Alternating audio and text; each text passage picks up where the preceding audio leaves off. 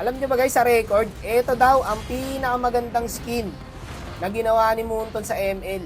Etong kay Tamus guys, yung Nexus 1111 niya. Annihilator. Grabe pre oh. Ang laki no. Tapos ito yung loading screen niya guys. Ngayon, re-reviewin natin siya. Akala nyo lang guys mabigat kasi ang laki. Pero hindi boy, ang gaan gamitin. Hindi pa umuulti yan guys ha. Pag umulti yan, tignan nyo yung effects. Napaka-solid. Ito palang dahilan kung ba't bumabagyo eh. Itong maganda oh, yung effect sa baba niya guys, kumikidlat-kidlat. Mamen, napaka-solid ng skin na to. Ito yung first skill niya guys. Papakita ko lahat yan boy. Para makita nyo solid talaga. Ito naman yung second skill. Second skill pa lang yan oh. Kakabalagbag na yung sound effect ng skills na ito guys eh. Ito.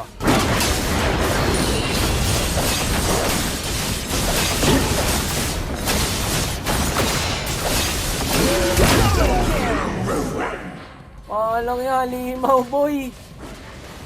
Solid ng skin na to guys. Ang unang magandang skin kasi sa akin, para sa akin ha, kay Franco. Yung legend skin ni Franco. Pero ngayon, putik na yan. Wala na.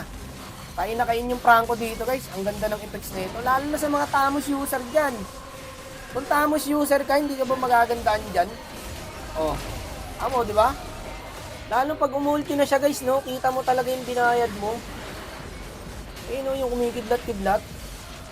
Grabe yung utak ng developer nito guys. W developer. Ang kuna talaga ng Tamus, no? Kapatay pa, oh. Sulit na sulit, oh, guys. Ang laki, oh. Nanliit yung Fredrin, eh. Tanyo, oh. Tinabihan ko yung Fredrin, nanliit, eh.